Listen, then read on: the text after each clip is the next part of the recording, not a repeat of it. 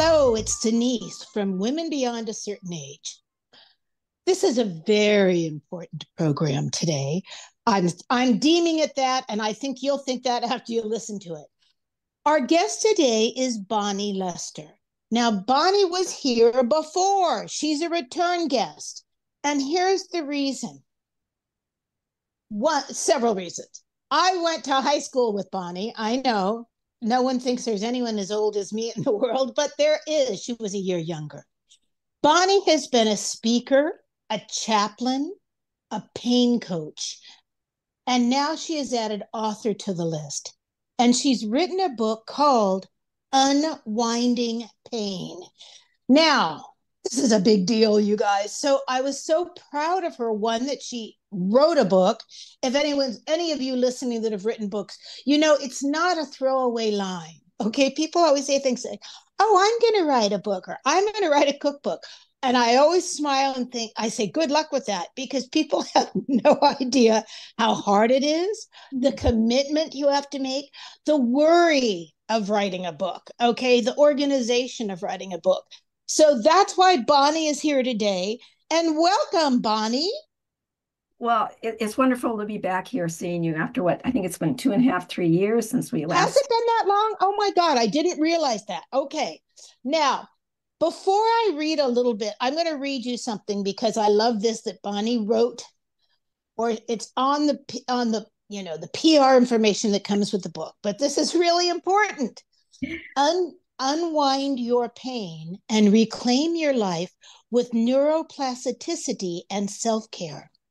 Bonnie Lester, pain coach and CRPS survivor, empowers others to overcome chronic pain through neuroplasticity and her transformative AIM program. With a background in public health and counseling, Bonnie combines science and holistic wisdom to guide individuals to rewire their brains and reclaim vibrant living. When not coaching or writing, Bonnie tends to her enchanting garden. I love that. And also it says, learn more at Bonnie Lester, that's LESTER.com. Now, Bonnie, before you start, you have to define neuroplasticity to us. All right. Okay. Yeah, that's the word of the moment. Everyone wants to.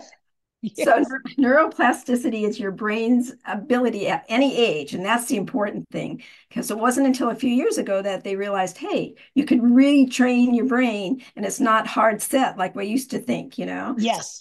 That's why you're hearing about neuroplasticity now. So the brain's ability to rewire itself based on your experiences, meaning that all the things that you do, the sensory input that you have, is reclaiming different parts of your brain to rewire. And that's really essential for pain management, because what you can do is through all sorts of sensory input, turn down the volume of pain. So this is a new frontier, the cutting edge of bringing down those terrible pain messages, sensations in your body. Honey, it's fantastic. Now, last time Bonnie was here, she explained to us how she got into this. So Bonnie, and I would certainly suggest that people go back and listen to that podcast, but tell everybody why you got interested in this and what happened to you and why you became a pain coach. Okay, all right. Yeah, I have to take you back to wonderful Marin County, where Denise and I are both from. I was sitting in traffic in Larkspur, and right above Larkspur is this beautiful mountain called Mount Tam. And everyone loves to go up Mount Tam. And sometimes when they go up there, they get stoned or they drink and they look at the beautiful view. Well, there was a college student who did that, got in his car, his dad's big, huge BMW, drove down, and he hit Larkspur, where I was stuck in commuter traffic, totally stopped. And he wasn't totally stopped. He was going like 45 miles an hour and plowed his huge BMW into my little Japanese import, you know. And I shook like a rag doll. I heard a big roar, and that changed my life. It actually stole 30 years of living from me. I survived, but then I developed something called complex regional pain syndrome, which is considered one of humankind's most painful conditions. And they do call it the suicide disease, because when people get it, there's such a high rate of suicides. So it's that you always see that when you look in textbooks, they have in parentheses, suicide disease. And Wow. yeah, so this happened in 1986. And back then it was called reflex sympathetic dystrophy. And then they changed the name in the 90s. And I said, oh my gosh, I've had it so long. Now I have a different name change, but they still didn't have a cure. That's the important thing. Back then, they didn't have a cure. And everything that they did to me back then, they found out now in today's world of science, it compromised and made it worse. I went Oh, to prestigious medical school's pain clinic and they decided to experiment on me. And they did a really aggressive neurological surgery that not only spread my condition throughout my body, but it changed my voice, it changed my appearance, it gave me nerve damage in my face, and it can never be changed. It's never be. So I had to learn to not only get on with life in worse shape than before the surgery, but then now with, ego bruising things about changing my appearance and all that yes. as a woman. Yes. Yeah, so that's where I was. You know what, Bonnie? This is such a testament. See, I'm a firm believer at any doctor. I don't care if you're the dentist, the doctor, the eye doctor, but and this is not serious issues that I'm talking about. You have to be your own medical advocate because as an attorney, he represented so many people that were there's no other way to say it. It's like you talking about spreading your disease that were wounded by doctors. Good Now, word. Good word. That's wounded. yes. And one of the first things he ever said to me, and I'll never forget it, he'd represented a woman that had a breast implant in the beginning. Now, Oh, of course, Bosch and Lomb were the creators. And what in that little tiny wee down at the bottom print yeah. that they never, yeah, in the contract or the release to the doctor, it said about 3% of these breast implants leak and could damage your kidneys. Oh, Well, guess yes. Huh? How's that? Well, he took one of the first cases, and the reason I share this is she was a mother of 3 children. She did not live. It damaged her kidneys. She didn't oh, live till the end of the suit, Bonnie. Okay, her kids. But oh, my husband kept saying, her kids can have this money. Her oh, kids yeah. will have no mother, Right. but money.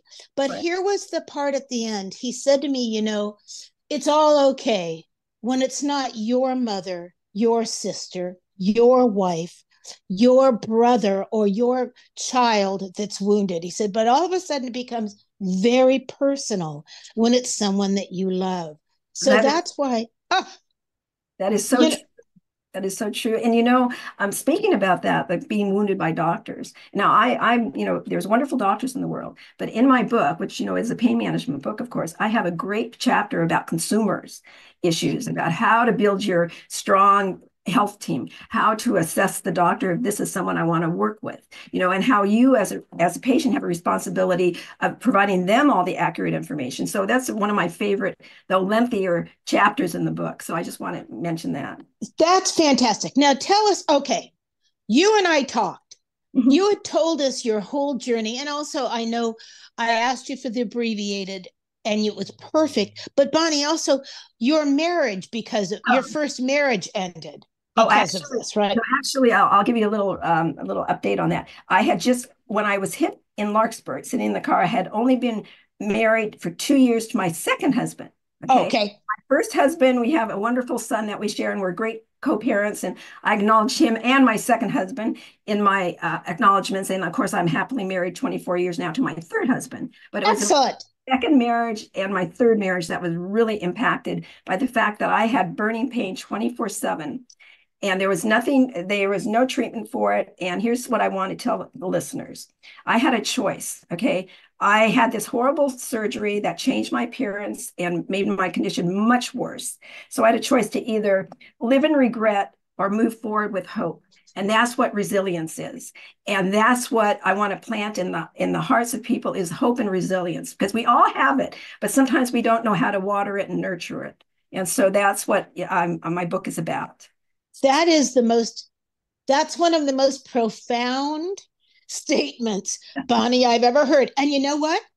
It works throughout your life. Right. It's with hope and resilience. I have to, and I think, Bonnie, and this is just me, that's part of the problem as we age if we don't work on hope, resilience, challenges, looking at things as challenges, we give up. Do you know what I mean? Oh, Because we give up that's as right. we get older. I mean, I'm speaking for myself. I used to be absolutely resilient about everything. And now, as I've aged, I have to get up in the morning and think, okay, well, we can feel sorry for ourselves today for half an hour or half the day or whatever we want to, or we can get our ass out of bed and just do it. Do it. But Yes, right. That's but right. I'm just saying, I didn't used to have to give myself that kind of pep talk. Do you know what I mean? When I was younger, I just got up and charged through life. As we get older, that's why your book to me is so important.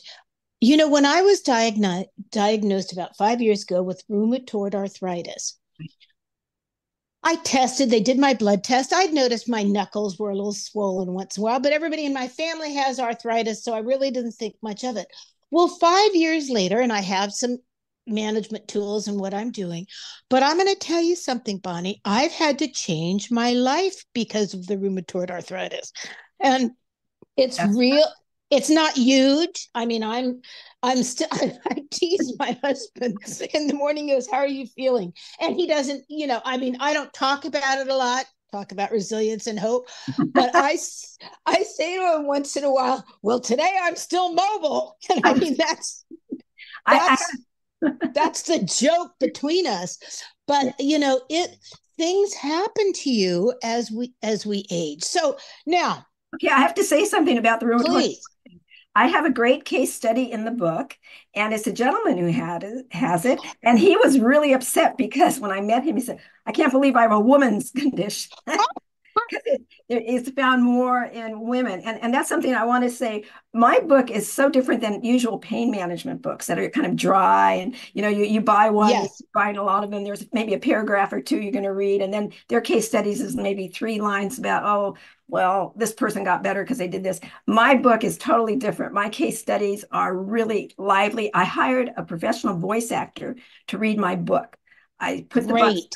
because when people have chronic pain or they're busy and they multitask, or a lot of my friends with I have a lot of friends with ADHD, and they rather listen than sit and read a book. So I hired someone. I auditioned 6 different female voices, and I found this wonderful woman who is just doing a great job. And I know people, I'm actually encouraging people, because it's a long book. It's over I think Yes. 50 pages. I'm encouraging them, listen to it, and you're going to fall in love with my case studies. I just want to give you that heads up. That sounds like me. That sounds exactly like me, that I should listen to your book. Oh, yes. Yeah, yeah, yeah, yeah, yeah. So, Bonnie, how did you all of a sudden? So, you've decided, I mean, from the last time we talked, so Mhm. you're going to write this book. Okay. Tell our listeners, because it's not that easy. Oh, no. I will definitely tell your listeners. First of all, what you need to know about me, the major changes in my life happen at 4 a.m. The first major change that happened at 4 a.m. was the night before. I had gone to listen to a doctor speak about guided imagery. And this doctor is Michael Samuels. And what happened was, in the 1990s, there wasn't a lot of self-help books out on the market. Yeah, we have to go back in time. Let me go back in time. When I was injured, we didn't have computers. You couldn't Google. I couldn't find information. Bookstores really weren't covering a lot of things with the self-help books that now, they have aisles and aisles in bookstores. Okay, so I had to go over to the medical libraries. I would, whatever city I was living in, I would go to the university medical school, and I would not download, I would Xerox. I keep forgetting the word Xerox because we all now download. So I spent a lot of money, standing in the printing room getting all the material. So where am I going with this? You wanted to know what was the question? No, that's okay. We Just so listeners know, the computer froze up, so we had to send Bonnie back to what she was talking about. And one of the things I love is that it's not just me. You No. see, honey, I have to keep things right on the tip of my tongue or I forget. You were talking about what I'd asked you for. So this was your beginning research. All right. How how did you put this all together to write a book? Yeah, I was telling you about my 4 a.m. experiences. Yes. Okay, so I one of the books that I did find Actually, it was at one of these head shops up in Reno. It was guided imagery. And, and, and it was a wonderful book. It was a thick book. And I moved around a lot in my second marriage with my corporate husband. But I always carried this book to read and to help me cut down on my pain, because guided imagery is a very a strong tool to help you move from your pain when you're having a flare up. So I came back to California. We had moved back, and I saw that there was going to be a local presentation at a community church, I think it was, and Dr. Samuels, the author of the book, was going to be speaking. So I wanted to go just to thank him for the book, to say this book made a difference in my life. I mean, it cut down some. Yeah. It didn't cure anything, but it was a tool. And so I went, and what I did not know was that it was the first opening night of a new institution called the Chaplaincy Institute of Berkeley. And so they handed me the flyers, and I'm a nice Jewish girl, right? And so I thought the word chaplain was Christian, and I kind of put it in my back pocket. And I thought, yeah, right. There's no way, you know. But so what the Dr. Samuels did was walk us through guided imagery, and why he was there was the chaplaincy program was a new concept in how to help people, you know, in hospice situations and in the hospital, using expressive arts and music and dance and everything to cut down on their suffering. It's a beautiful, Yes. it's a whole body approach. And that's why he was there. So I went home at night that night, woke up at 4 a.m, grabbed the brochure, and I thought, oh, this speaks to my heart. I was trained as a clinical social worker. I'm in public health, but I always believed in the whole body approach. So I found myself signing up, and that's how I became a chaplain. Fast forward to 2022. I went to an online program. It was called Whole Communities, which is about a plant-based organization, because I'm certified in that. And one day they had a meeting. I thought it was going to be about soil, but it turned out it was a new author. And she talked about her book, and everyone kept asking her, oh, how'd you publish it? How'd you write it? But I wasn't, you know, really interested in a book, except that Denise had mentioned it, put a bug in my ear. Bonnie, you need to write a book about this one day. So I'm so glad. I sat through that meeting, went to sleep, woke up at 4 a.m. in the morning, grabbed my iPad, looked up the company, put in an application to see if maybe I could work with them. And then, but this is funny. And then I didn't know, because technology challenged me. So I didn't think it went through. So I did another application. And so 3 hours later, this was Veterans Day. That's 11/11/2022. I heard back from the owner of the company, because she was going on a hiatus for a month afterwards. So that day, Veterans Day, I talked with her. She said, you have a story, Bonnie. Yep.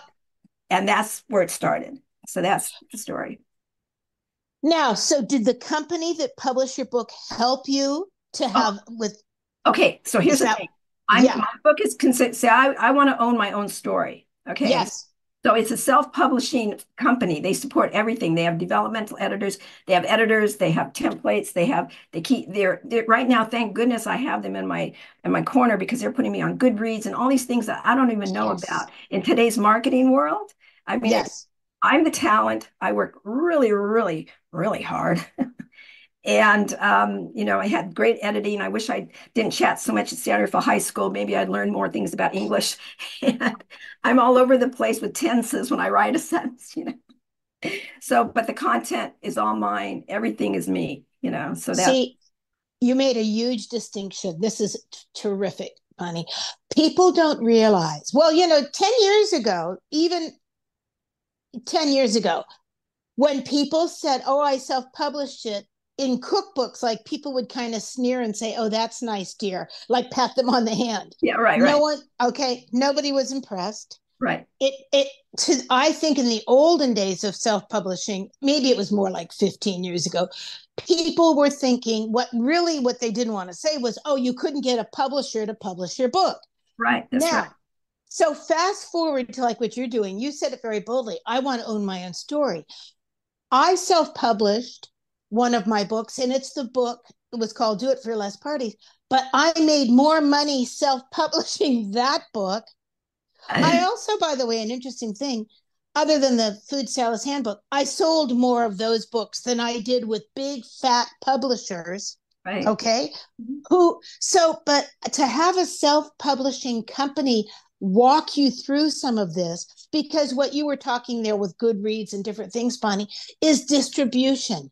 And in today's world now with computers, what you're looking for is distribution. Okay.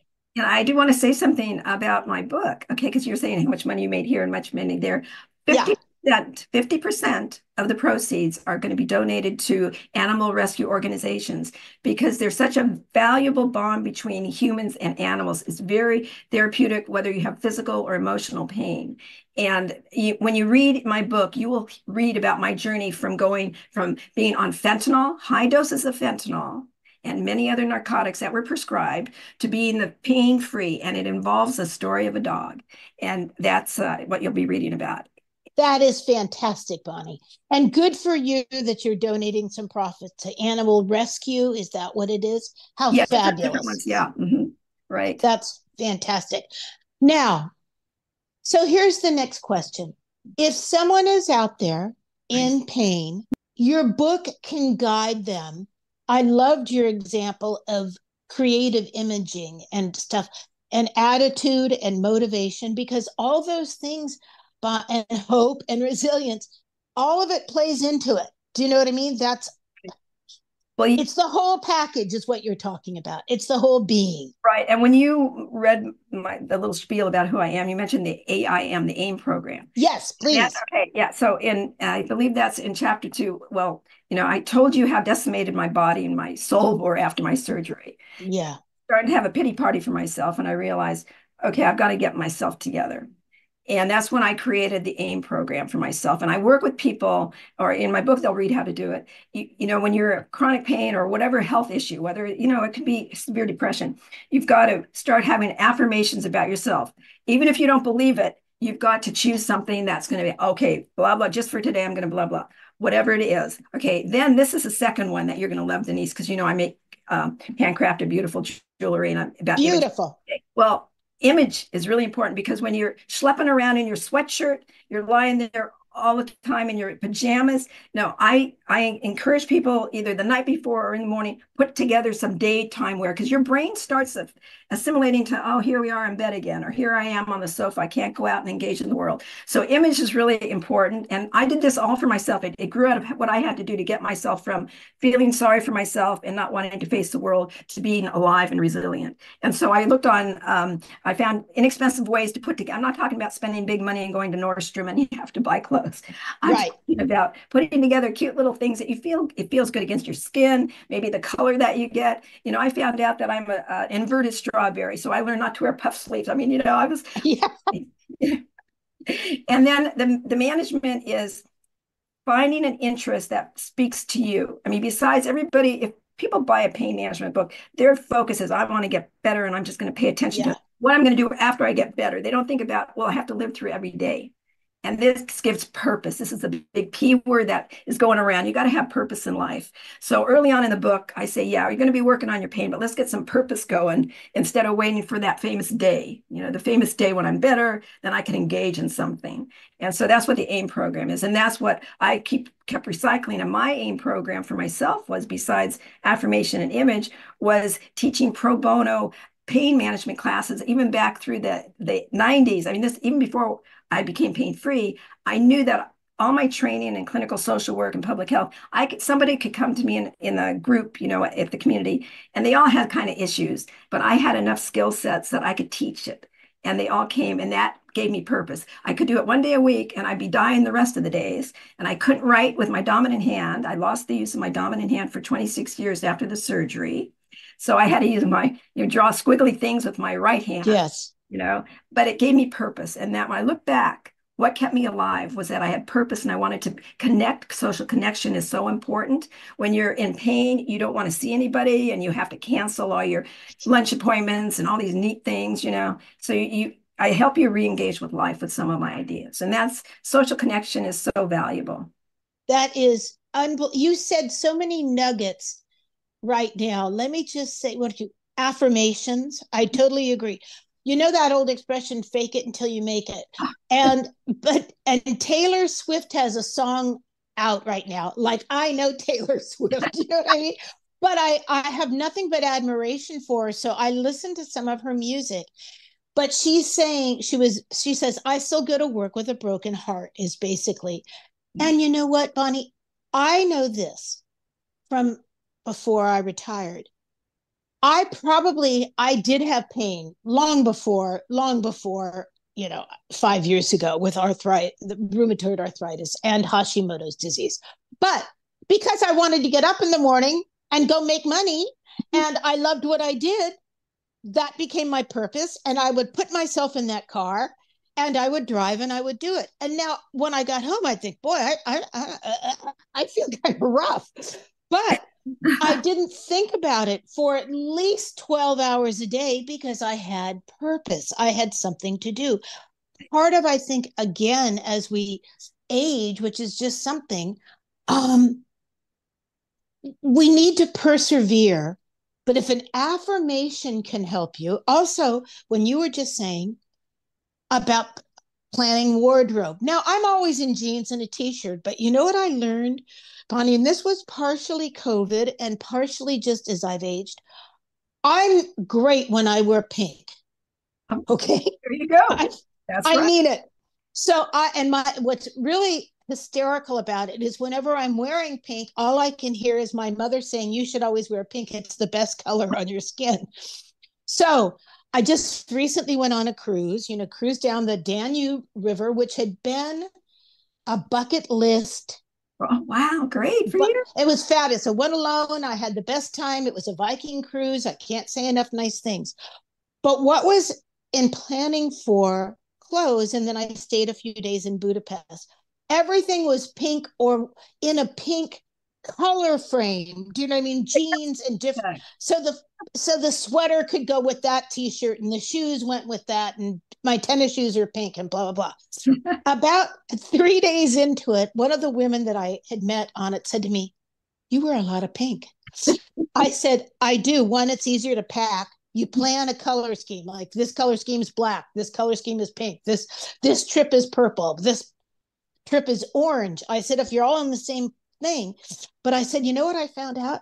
Pink makes me really happy, even on a day that I don't have anything to be happy about, allegedly.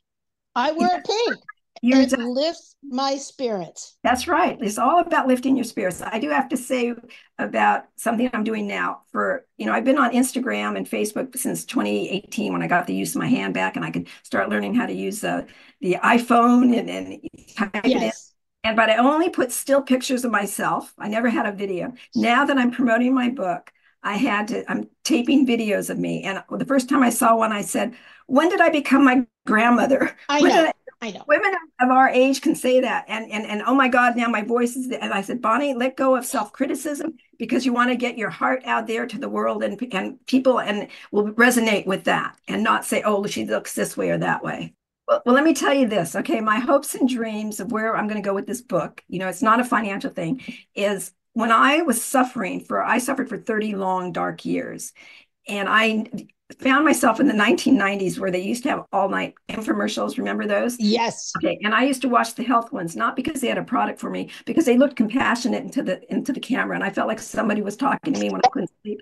Okay, so fast forward to now 2024. My goal is to have a little YouTube show that people who have terrible pain will know at least once a week they can go find me talking about something uplifting. And my husband, who is going to be 82 and is very fit and firm because he practices everything in my book. And when I say fit and firm, I don't mean he's fit and firm for an 82-year-old man in his health.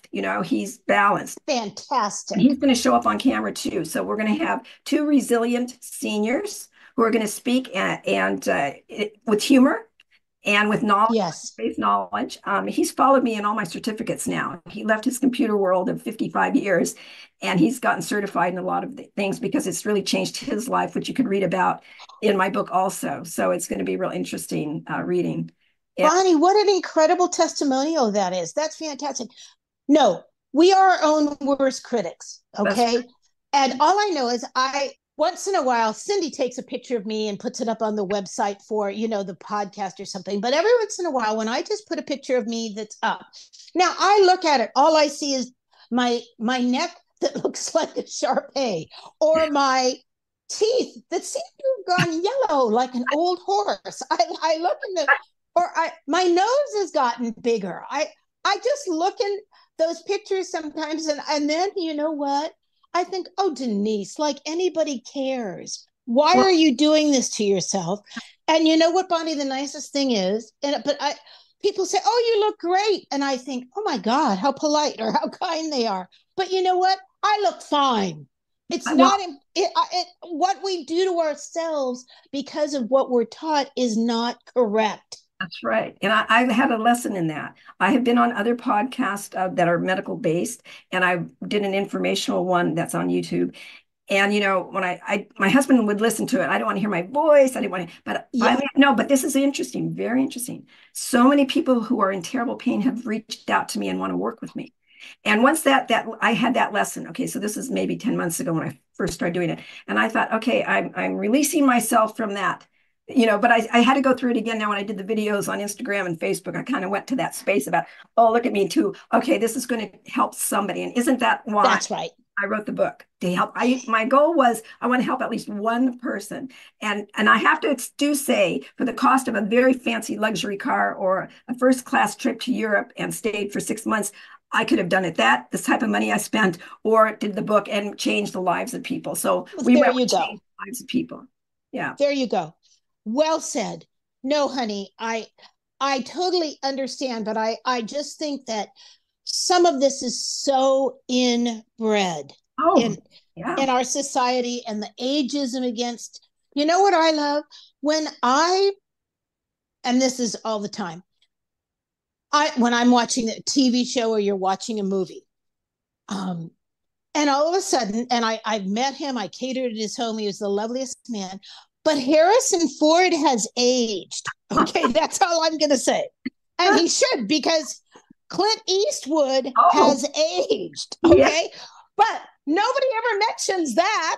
All Well, they mention how, because those guys can still make movies with a 40-year-old girl and no one oh, calls them out. And oh, so I terrible. just sometimes when I'm watching TV, I think to myself, why isn't Access Hollywood talking about how old he looks or how fat that guy is or stuff? But they can pick on women until the cows come home. Well, we need to turn that around and get I a know.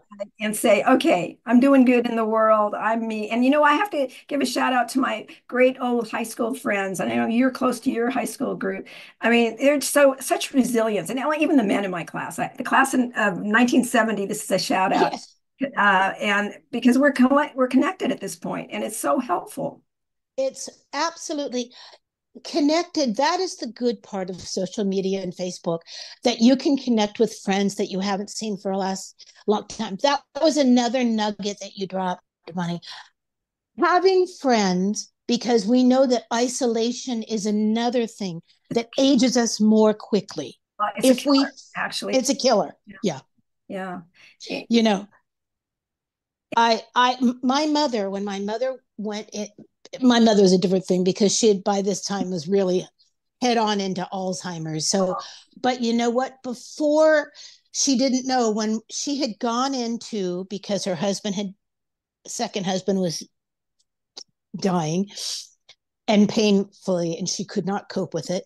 Horrible. Um, but I have to tell you, when I go to rest homes for whatever reason to visit people, a lovely rest home where they play cards together, where they have someone to eat dinner with, Right. Yeah. where, you know, it gives people again. And when I was with my mother, and she didn't need a walker, but some of those ladies had walkers. And Bonnie, they had decorated the Okay. baskets and they had their books in there or their Parcheesi game. I thought to myself, oh, I'm going to be excellent at this when I get to the But rest. all that has purpose right there. They have dignity, Oh, and it has purpose. dignity, putting dignity where we live. That's And right. I'm still, I always say this out of the side of my mouth. I'm an interfaith minister because people look at me, I'm Jewish, and they get real confused. But Yeah. I do funerals, I do, memorials, I do all the life cycles, transitions, and I spend a lot of time with people who are really suffering and having to make decisions around Alzheimer's and placements and things. But memory care where they do engage in artwork and keep the people's minds active, or they'll play. I have someone from my class who plays the ukulele at rest homes. It's just wonderful from their period of time that people who are ailing. It's just all of that sensory, that is neuroplasticity. They're in it There happening. you go. That's perfect. Well, Yeah. honey, I'm going to tell people now. I see they can purchase your book on Amazon, Barnes and Noble, Apple Books, Chapters, Indigo, BAM, I don't and know some of those. I don't even know what some of these are, but that's okay. Yeah, here's another one. I have an actual online bookstore myself called unwindingpain.com. Perfect. Unwindingpain.com. But I also want to tell you, I have something for your listeners that if they go to bonnielester.com, that's bonnielester.com, you sign up for my very free newsletter and you will get the most important information about how to improve your sleep. Because I know us women, we always have trouble sleeping, also stress management. And my subtitle of the book is affordable and accessible ways to feel better now. You won't have to go rob a bank to do anything. You don't have to reach into your pocket to spend a lot of money. That's what I'm about. That, Bonnie, that is fantastic. And talk about a purpose. That really is. I think that I have had sleep problems all my life, and it's only been in the past couple of years. I've read everything I can, and I've learned it's better. My sleep is better. I get almost 6 hours now, which is huge for me. And oh, yeah, that's great. I know. And Bonnie, the difference is unbelievable. One of the biggest things that I changed is I can't drink red wine any longer Oh, because it's a tough one. But and Cindy knows this when she's been to my house. If I do want a glass of red wine, I have to have it like at noon. Well, it's a good decision. You're planning. That's serious. I'm serious. Or I've been skipping it in the last couple of months because I have seen that red wine is a trigger to keep me awake at night. oh yeah. And I without a doubt. I want to add one thing before we go. Yes, please. Please, I offer a free complimentary 45-minute meeting with me. I can talk to you about neuroplasticity. I could talk to you about an app that's available and a program that I'm involved with called Train Pain that has a targeted neuroplasticity approach. When you read my book, I did not have that app because it wasn't developed until 2023, and it's an award-winning app from MIT. And wow. They heard about me, reached out to me and asked me to partner with them. And so I'm partnered with Train Pain now. So they're a fantastic American company, and I have colleagues throughout the world who are involved with them. And I'm getting clients from as far away as Australia and the UK. So I have to deal with all the time zones. I mean, yeah, Denise, you're a world traveler, and so I have to have a cheat sheet knowing, well, gee, Australia, that's tomorrow, but it's today here, so it's been crazy. Yeah. You created an entirely new career for yourself, Bonnie, and you are a woman beyond a certain age. I am, definitely. That is so impressive. It is so impressive. Oh, thank you. It's such a joy to talk with you. I have to say, Denise, you are just wonderful. And Cindy, great to be here. All right, I'm going to repeat this. Unwinding Pain is the name of Bonnie's book. Bonnie, just the way it sounds, Lester, Lester.com. I would certainly go to our website. Approachable and accessible ways to feel better now. Affordable. I beg your pardon. Affordable and accessible ways, which is a big deal, Bonnie. Do you know what I mean? It's a big deal. Another thing, as we age, in retirement, I say to my husband, oh, I'm perusing the AARP magazine. You know how many things you can get for free if you just ask as a senior citizen? Right. Yeah. I'm out with a friend who's still working. We're at Denny's one morning having breakfast. And I say to the waitress, I'd like the senior citizen discount. And she said, and she was so cute. She goes, oh, I've been giving it to you two since you started coming in here. When she left, he turned to me and he said, don't you ever do that to me again. I said, I have saved you hundreds of dollars. I love that. What a great story. What a great story. He was humiliated. I said, shut up. You'll get there. Trust me. You'll get there. Yeah, you do get there. Sooner rather than... honey, thank you so much. If anyone has any questions for Bonnie, they can ask her direct. Go to her website, buy her book. If you have any questions you want to ask Cindy or I, it's Women Beyond at iCloud.com. We love messages. We love when people want to talk to us. And when this broadcast Bonnie, of course, you'll know, and we thank you so much for your time today because I know you've been busy with this, unwinding your book. Unwinding my book. It's wonderful, Bonnie. Congratulations. Thank you from the bottom of my heart for connecting with me, Denise. Back in the day when I looked at your necklace and I said, this woman's bold and big and beautiful. I need to give her personality I'm talking about. Need to give her that pearl necklace. I need to make that for you. I wear it all the time. Oh, okay. Well, I'm so happy. All right. Thank you, Miss Cindy, as always, for doing everything she does as the engineer and the producer. And thank you, Bonnie. And again, people that want to reach out to us, womenbeyond@icloud.com. Okay, thank you. Bye. Bye. Bye. Wasn't it?